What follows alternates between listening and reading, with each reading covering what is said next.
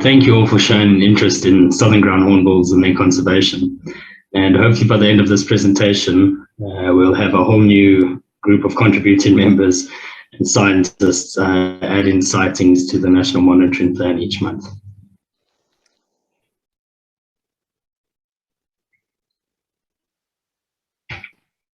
So at present, southern ground hornbills, as we know, are globally listed as vulnerable, but many of the range states are not effectively assessed, and others like Kenya and Malawi are showing signs of declines in the population. However, they were finally listed as an endangered species in South Africa in 2015 after the fourth revision of the South African Red Data Book. The species is also believed to be endangered in Eswatini and Namibia. And in these states, and specifically in South Africa, they'll swiftly slip down into the critically endangered category if no actions are taking place. So much of the reason that some of these countries are not effectively assessed is because southern ground hornbills are notoriously difficult to monitor. And this is basically owing to several of their habitat and behavioral attributes. They're slow breeding, large terrestrial birds, meaning that they have generally low population numbers. Their territories are exceptionally large for their body size, ranging from 60 to 200 square kilometers, and have a single nest in their territory, which is only used during the breeding season. They fully utilize their territories in the non-breeding season, meaning they actively forage great distances daily, up to 7 kilometers away. So difficult to follow or locate at any given time. And then obviously during the breeding season, they reduce their daily movements and forage within 2 kilometers of the nest. And again, if the location of the nest is then unknown, it makes it quite difficult to locate them in the breeding season. Roughly about 40% of the population resides outside of protected areas. And to top that all off, they utilize a great variety of habitats, from natural grassland and savanna to communal farmland and large-scale agricultural areas.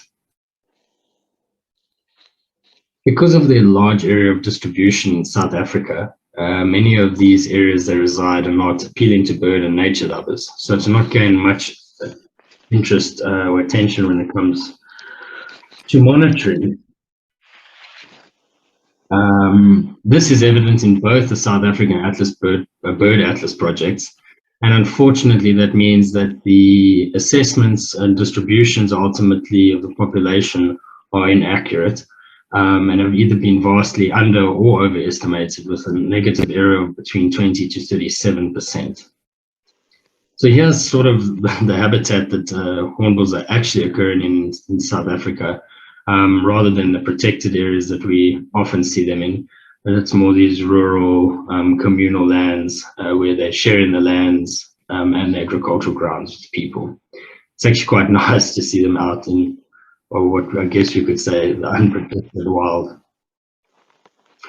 So in an effort to improve monitoring efforts, Izimvelo Wildlife and Mabula Ground Hornbill Project formulated a novel species-specific monitoring plan for KZN, with the intent to expand it into each province and each provincial environmental division. However, the provincial monitoring plan sort of leapfrogged and directly got turned into a full-blown national monitoring plan, which has now been accepted into the Species Biodiversity Management Plan and has officially been underway since the start of 2020.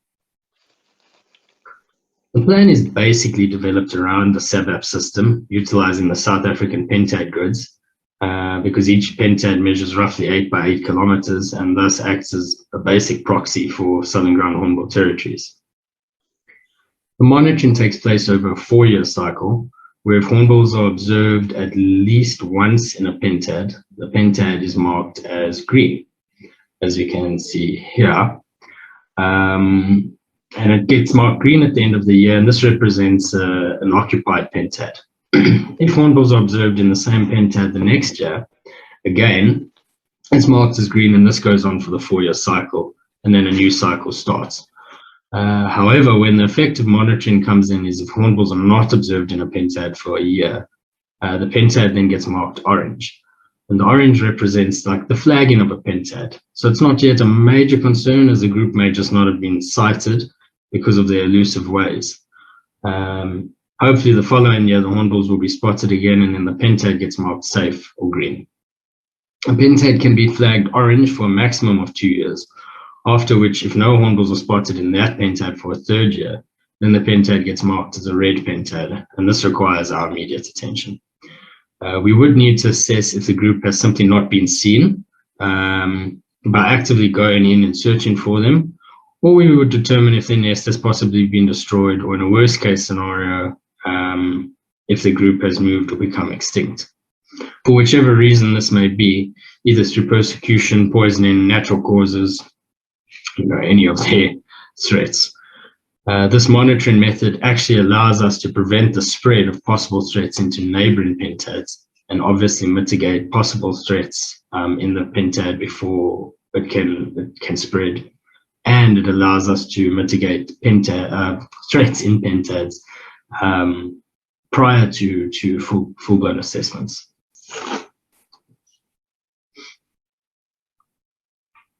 So the base map of Southern Ground hornbill distribution, dated from 2009 to 2019, was created with help from the following organizations.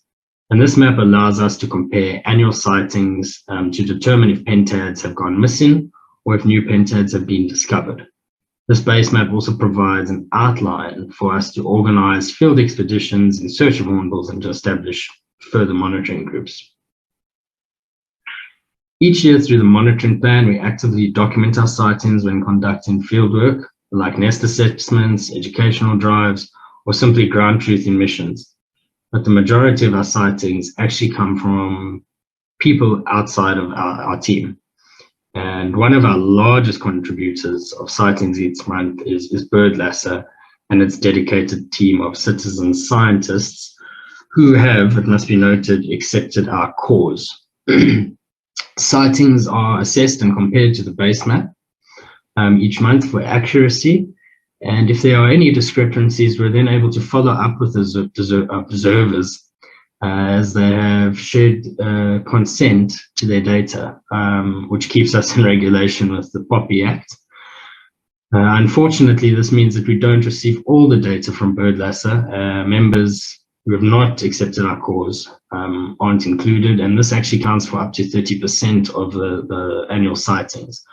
So please, if you haven't accepted our cause, please do so, but I'm pretty sure most of you have, yeah. In addition to using Bird Atlas data or BirdLasser data, we actively engage with communities and local entities to establish monitoring groups in Southern Ground hornbill habitats, and we call these our champions. So these champions of ground hornbill conservation range from single community members through to whole communities, local farmers and their teams, and even large international organizations and provincial entities. Currently, we have 63 groups established with almost 1,000 members occurring in these groups. And this covers all 4 provinces where hornbills occur. And these champions are providing about 2,000 sightings so far in 2021. So we're probably going to look at about 3,000 sightings from, or reports from our champions alone each year. This group is usually a WhatsApp group monitored by an established member and at least 2 of the project members.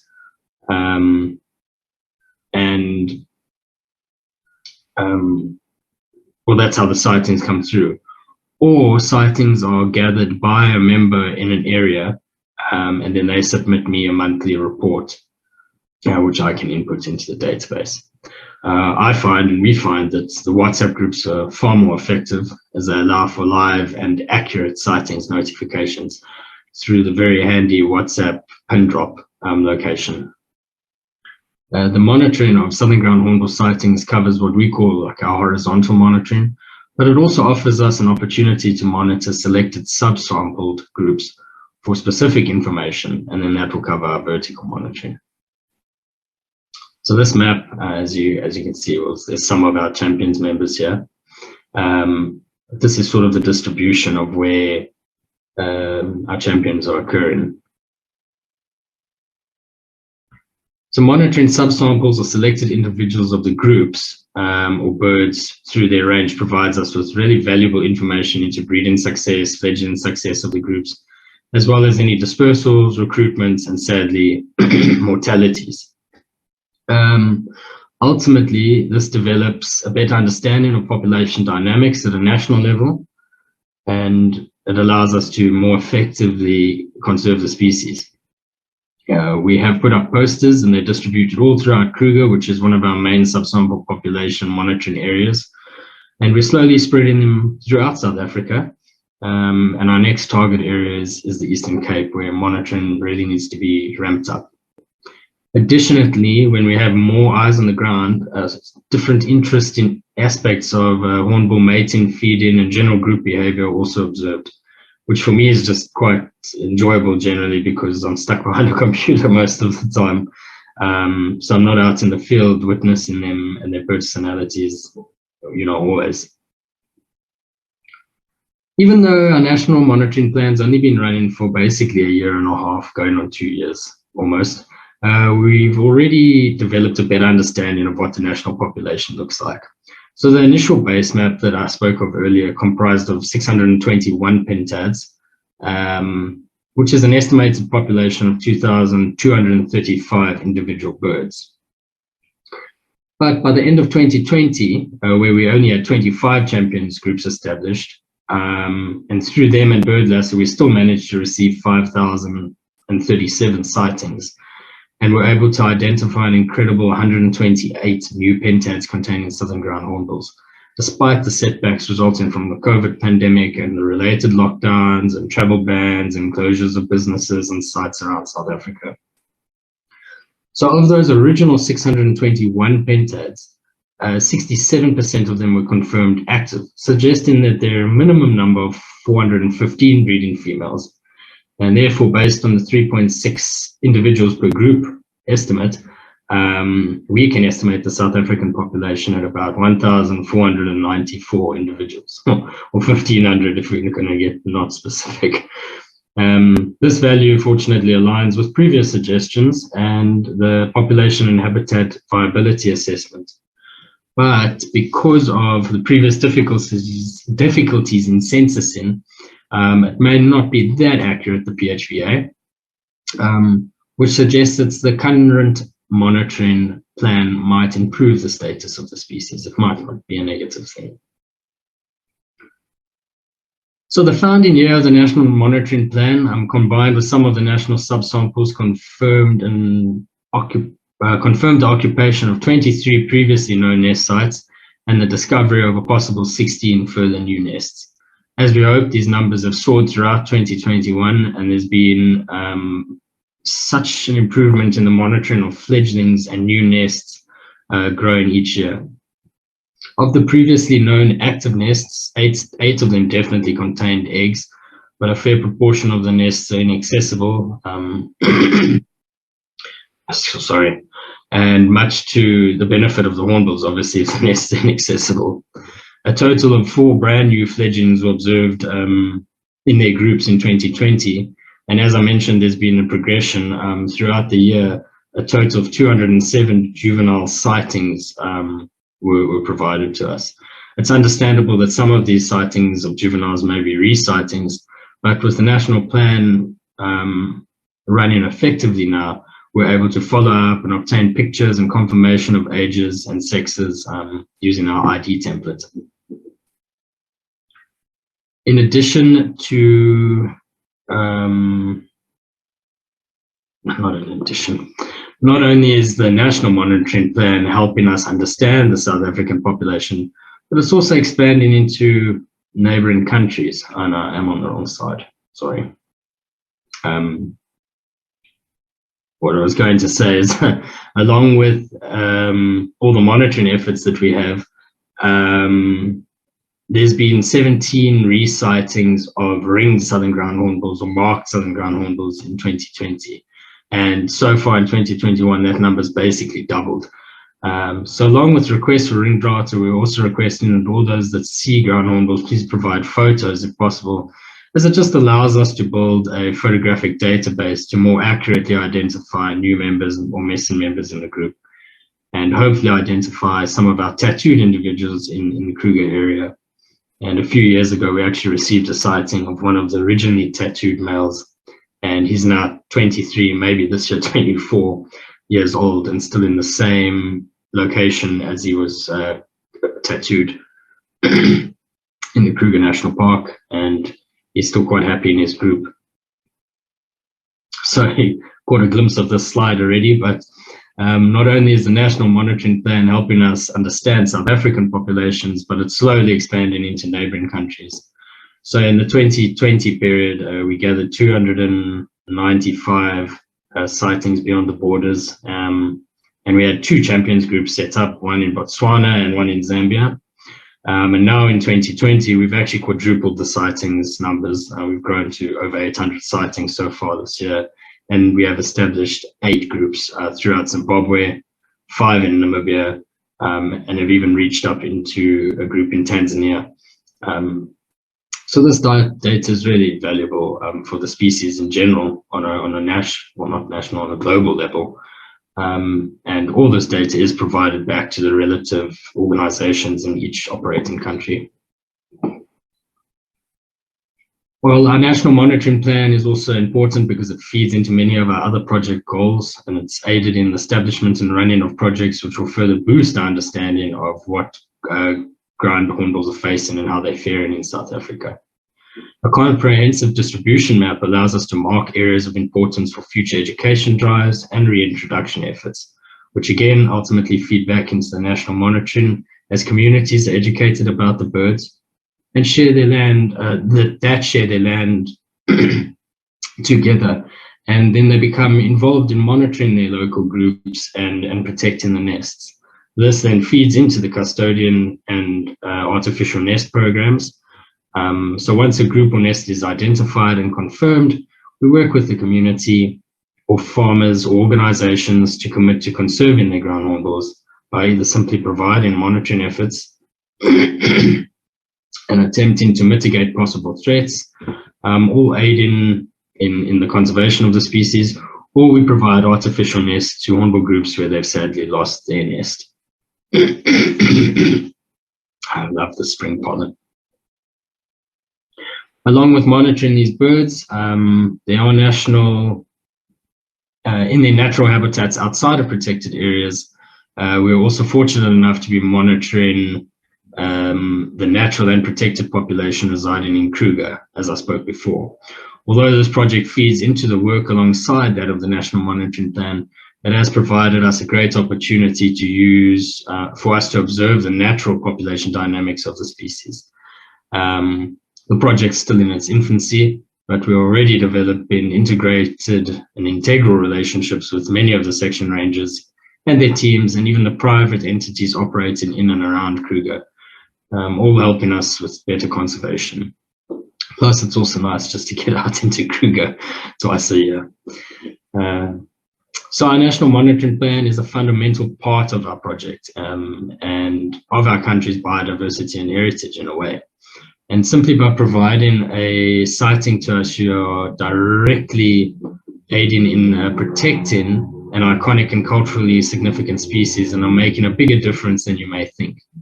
So there are some areas in our national, well, that we flagged that need greater monitoring efforts. And if anybody knows of anyone or any organizations or anything operating in these areas, please put them in touch with us and we can gather some more sightings and hopefully grow this map a bit more. So thanks so much for listening. And as always, we'd like to thank all our sponsors for making this research possible and for everybody for helping us protect this species. Okay, I'll try to answer any questions now.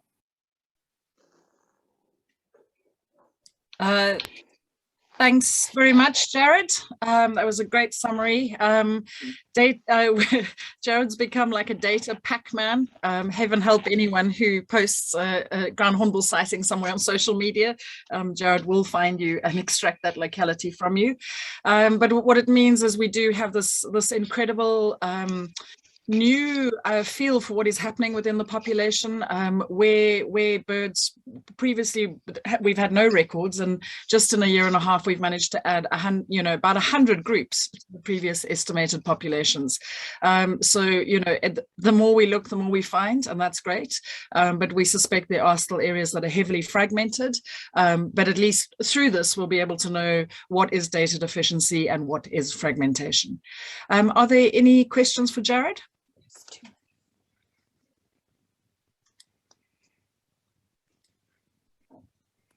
Lucy? Hello, Lucy? Yes, Antoinette? I've posted a question in the chat box.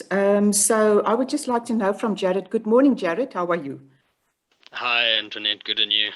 No, good, thank you. So I would just like to know, what do you think would be the ideal national population size to ensure a viable population in South Africa? Yes, we do all the monitoring, but what do we feel would be a suitable population size so that we can ensure that we do not down, what is it now, up or down list? Lucy, I never know what is whether it's up or down, because that is sort of our aim. So yes, if you can answer the question. I think because the amount of birds per group differs, to have a defined population limit or amount that we're looking for is maybe the wrong approach. I think it would be better for us to firstly develop this comprehensive distribution map and see which pentads are filled with hornbills, because a breeding group could consist of 3 birds or 9 birds. So I'm sure Lucy can back up the suggestion, but the up or down listing is maybe not based entirely on population numbers, but more on the habitat and the distribution as a species as a whole in the country. So I would say the more pentads we can fill, we'd have a better understanding of what the population status is. And I'm not quite sure we're just there yet. But I'm sure with the monitoring, at least after the first 4-year cycle, we'll have a better idea. And then just to add on to that, Antoinette, so basically from the population monitoring, it really is the number of breeding females that's important. The males are kind of important, but not, the bigger groups aren't contributing necessarily that much more to the population. So if I can remember, and I'll have to go back and double check, but I think when we did the estimates for the original downlisting, it is to get the population up to 3,500. Would be sufficient for downlisting, but that is the overall population. So the Eastern Cape is increasingly fragmented. So even if we necessarily got up to those numbers, we just need to make sure that we're not losing subpopulations because of fragmentation and loss of gene flow. But the target number is 3.5, but obviously we'd like to make sure that all parts of the population are buffered and protected. Carrie, I see a question, your hand's up. Yeah, hi. Good, thanks, Jarryd, for that. I just want to find out, do you take into consideration the seasonality of sightings with the pentads, just to account for the outside of the breeding season, the movements that the birds do? Because even in the maps that you show inside the breeding seasons, they might be restricted to 1 pentad, but their movements, at least what we've found outside of the breeding season, is it's a lot more immense than what we thought. So I don't know if you've taken that into consideration at all. I don't know how often you receive sightings and things, but yeah, any thoughts? So that's the beauty of this whole champion setup that we have. I receive sightings every single day from these established groups, and in Kruger, for example, where I'm using citizen science mainly, I mean, there's people moving in and around the area continually. So I do get daily sightings, sometimes daily sightings of the same groups.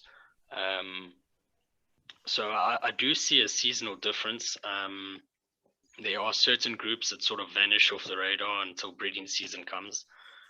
But I suppose, you know, again, it's about marking the pentads down on the map, in my idea, just to see where these birds are occurring. So even if we have a group that's occurring on a boundary between two pentads, if I keep receiving sightings of those two groups, same groups, or in the same pentads, if I word it that way, each year, it means that the birds are still occupying that known area. So I don't think it has a huge implication, because I do just receive sightings basically on a day-to-day basis. Okay, thank you. Kyle, if I can just add a little bit to that, the pentads we're using as a proxy for groups, so that, you know, they weren't meant to be representing individual groups, but rather a proxy for groups. So when we do the final population estimates, we use a range based on the range of different densities across the habitats. And what's really cool with Jarryd's samples coming in from Zambia and things, you know, we're starting to see the picture of one group of ground hornbills every 2 to 3 kilometers. So even though, you know, because these champions are concentrated in one area, we get multiple repeat sightings of groups within the same area. And so it's also starting to give us an indication of densities across the entire range. I hope that answered your question. Yeah, no, that's really interesting. Thanks, guys. And Rob Little, you had a question? Yes, thanks, Lucy. Jarryd, yeah, I'm on Alan Kemp's PC, so laptop, so it's Rob Little speaking. Jarryd, coming back to Antoinette's question, I think it's useful to have the monitoring plan also contribute towards an ongoing assessment of the population size. And my question is really, I'm ignorant of the way you've put this all together. The pentad sightings, does everybody always give in the group sizes of the birds that they see? I presume they do. And therefore the question is, are you seeing clusters across the landscapes? Are you seeing clusters of larger groups and clusters of smaller groups? Or is there a sort of a mixed randomly large and small groups within a landscape? Why I'm asking that is because that may be interesting in itself to show our core areas always larger groups and fringe areas smaller groups, and therefore it is less attention needed to be actually provided for those fringe areas. That's actually a really good point. So I do receive as accurate data as possible. It just depends on the people reporting, but it normally is population orientated. So they will tell me how many birds they saw. Again, sometimes birds are hiding in bushes and people are a little bit far away or driving. So there is that information and it is all collated there. To clustering of group numbers, I would say it is randomized. There tends to be an average number of like 3 to 5 members per group that I see mainly throughout the country, and then there's these sporadic, really large groups of 9 or 10 individuals. But I think again, once we've run through the first cycle, the first 4 years, I will be able to map more clearly group numbers in specific areas, or choose a subsample of groups to monitor their numbers specifically. Whereas at the moment, sort of, it's just a bunch of sightings with group numbers attached to it. So it hasn't been filtered out. Just again, I'm still trying to just focus on filling pentads to get an idea of where the birds are occurring. Okay, yeah, it might be interesting at a landscape level to work out what the drivers are for where groups are larger and where groups are smaller. Thanks very much.